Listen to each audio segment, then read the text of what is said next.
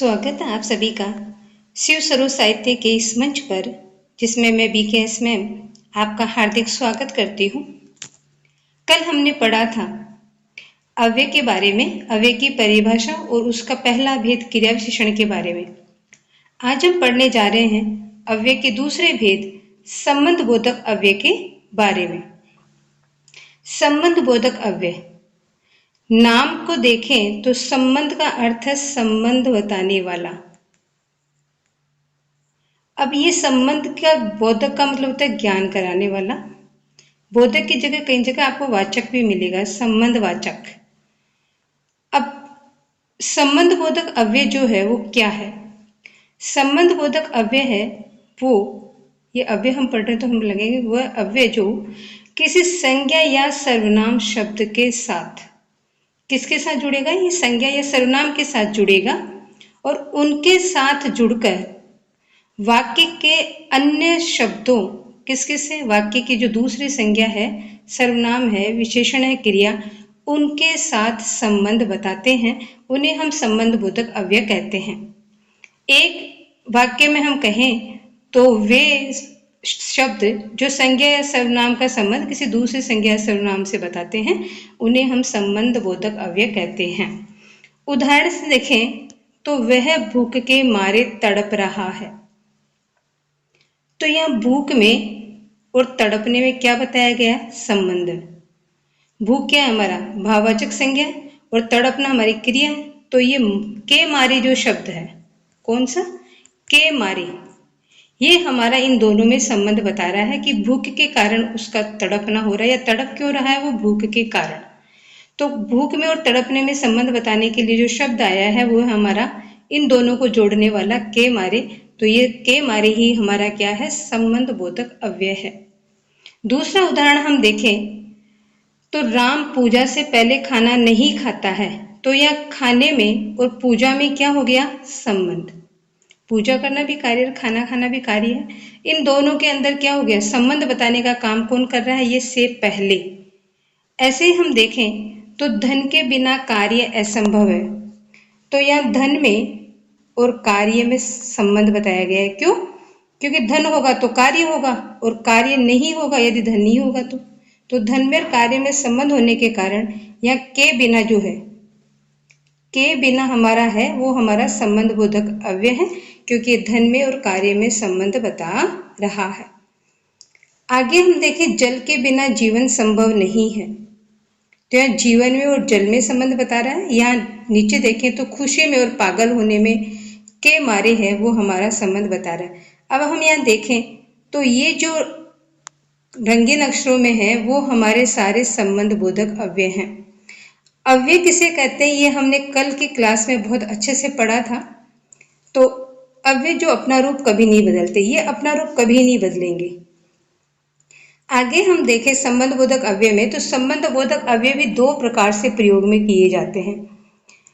एक होता है, हम जब कारक पढ़ते हैं तो कारक में हम पढ़ते हैं विभक्तियां। विभक्तियां का अर्थ है चिन्ह, कि कारक को व्यक्त, कारक 8 माने गए और 8 कारकों को बताने के लिए जो चिन्ह आते हैं उन्हें हम विभक्तियां कहते हैं, और उन्हीं को हम कहते हैं परसर्ग। उन्हीं को हम क्या कहते हैं?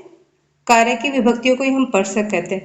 तो कुछ संबंध बोधक शब्द तो ऐसे हैं जो कारक की विभक्तियों के साथ आएंगे, और कुछ है वो बिना कारक की विभक्तियों के आएंगे।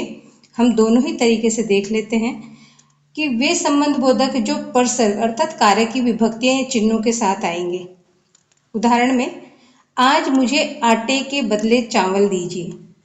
तो चावल और आटे, इन दोनों में संबंध बताने के लिए कौन से संबंध बोधक अव्यय आए हैं? के बदले। अब के बदले में देखें तो के हमारा क्या है? का, के, की हमारा संबंध कारक होता है, तो यहाँ के आया है। ऐसे ही विद्यालय के सामने पंचायत घर है, तो विद्यालय में और पंचायत घर में संबंध बताया गया है कि सामने है, विद्यालय के सामने, तो विद्यालय में और पंचायत घर में संबंध हो गया। इनको बताने के लिए जो हमारे संबंध बोधक अव्यय आया वो आया हमारे के सामने। तो यहाँ पर भी के विभक्ति लगी हुई है, तो अर्थात ये परसर्ग के साथ है। सहित का मतलब होता है साथ। सहित का मतलब क्या होता है? साथ। और परसर्ग का मैंने आपको बताया कारक की विभक्ति, जो कारक की विभक्तियों के साथ आएंगे वो परसर्ग है। और जो बिना कारक की विभक्तियों के आएंगे उनको हम कहेंगे परसर्ग रहित। रहित का मतलब होता है बिना, बिना कारक की विभक्तियों के आएंगे। दोनों ही उदाहरण हमने लिए हैं, इसमें एक बार हम देखते हैं। यहाँ हम देखें माँ के बिना घर सूना सूना लगता है, या तो के बिना, बिना के साथ हमने क्या किया है, के का प्रयोग किया है। और नीचे हम उदाहरण देखें तो माँ बिना घर सूना सूना लगता है, या हमने के का प्रयोग नहीं किया है। तो यहाँ पर हमारा क्या हुआ, ये परसर्ग रहित हुआ, अर्थात परसर्ग के बिना हमने वाक्य शब्द का प्रयोग किया है। अगला उदाहरण हम देखें तो राम आजीवन माता पिता के आज्ञाकारी रहे। तो यह आजीवन शब्द जो हमारा है ये हमारा संबंध बोधक अव्यय है, क्योंकि क्या कर रहा है, माता पिता और राम इन दोनों में संबंध बताने के लिए आया कि माता पिता के वो आज्ञाकारी पुत्र रहे, कौन रहे, राम रहे। तो इन दोनों में संबंध बताने के लिए जिस शब्द का प्रयोग किया गया है वो हमारा आजीवन है। नेक्स्ट देखें तो भीमराव अंबेडकर ने जीवन पर्यंत अछूतों की सेवा की। तो जीवन भर, जब तक वो जीवित रहे तब तक उन्होंने क्या की, अछूतों की सेवा की। तो यहाँ पर हमारे क्या है, परसर्ग नहीं आया है, कारक की विभक्तियां इनमें हमारे नहीं आई है। अब आगे हम देखते हैं प्रयोग के अनुसार ये दो प्रकार के होते हैं। क्या, संबंध बोधक।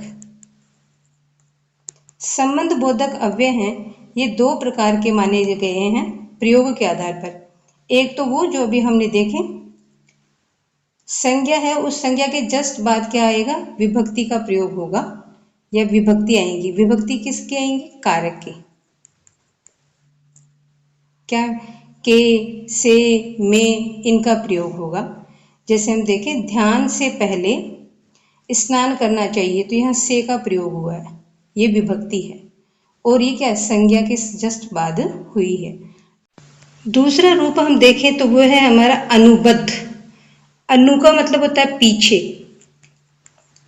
और बद्ध का मतलब होता है जुड़ा हुआ या बंधा हुआ। तो वे जो संज्ञा के रूप के साथ आते हैं, अर्थात जो संज्ञा का रूप बदल देते हैं और उन्हीं के साथ जुड़कर आते हैं, उन्हीं के पीछे जुड़कर आते हैं। जैसे यहाँ पुत्रो है, पुत्र संज्ञा शब्द है, तो यहाँ इसका क्या कर दिया हमने, रूप परिवर्तन। रूप परिवर्तन कैसे, इसको एक वचन से हमने क्या बना दिया, बहुवचन बना दिया। तो बहुवचन बनाने के कारण संज्ञा का क्या हो गया, रूप परिवर्तन हो गया। और इसी के तुरंत बाद हमने संबंध बोधक शब्द समेत का प्रयोग किया है।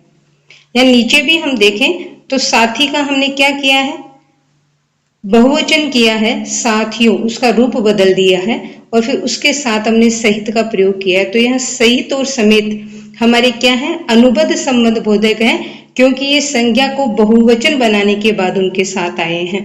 तो आप ध्यान रखेंगे अनुबद्ध कौन सा है और हमारा संबंध बोधक कौन सा है।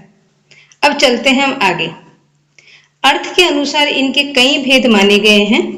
आप यहाँ देख सकते हैं, काल बोधक, स्थान बोधक, दिशा बोधक, साधन बोधक, हेतु बोधक। हेतु का मतलब होता है के लिए, विरोध कारण भी बोलते हैं इसको, कि किसके लिए, किसके कारण। विरोध बोधक जो विरोध को बताते हो, समता समानता को बताने के लिए। विषय के बारे में, संग्रह इकट्ठा करते हैं हम उसके बारे में। विनिमय का मतलब होता है लेन देन। विनिमय बोधक कि आपस में लेन देन हो रहा है, वो किस माध्यम से हो रहा है उसके बारे में बताने के लिए जो आते हैं उन्हें हम विनिमय बोधक, संबंध बोधक अव्यय कहते हैं। अब हमने ये सब संबंध बोधक के हमारे प्रकार है, के बाद, के पश्चात, स्थान को बताने वाले होंगे तो के अंदर, के भीतर, के सामने, दिशा को बताने वाले होंगे तो की तरफ, के आसपास, साधन की किस साधन से काम हो रहा है, संबंध बता रहा है जब साधनों में तो के द्वारा, के कारण, हेतु बोधक के लिए बताए तो के अलावा, के सिवाय, के निमित्त, विरोध को बताने वाले हो तो के विरुद्ध, के विपरीत, के खिलाफ, समानता को बताने वाले हो तो वो की भांति, के समान, के जैसे, के तुल्य, विषय के बारे में हो तो के विषय में, संग्रह को बताने वाले हो तो पर्याप्त, भर, और विनिमय को तो बदले में, एवज में। इस तरह साथियों आज हमने अव्यय के प्रकार का दूसरा भेद संबंध बोधक अव्यय पढ़ा। नेक्स्ट वीडियो में हम मिलेंगे इसके अव्यय के तीसरे भेद समुच्चय बोधक के साथ। वीडियो में अंत तक बने रहने के लिए आप सभी का बहुत बहुत धन्यवाद।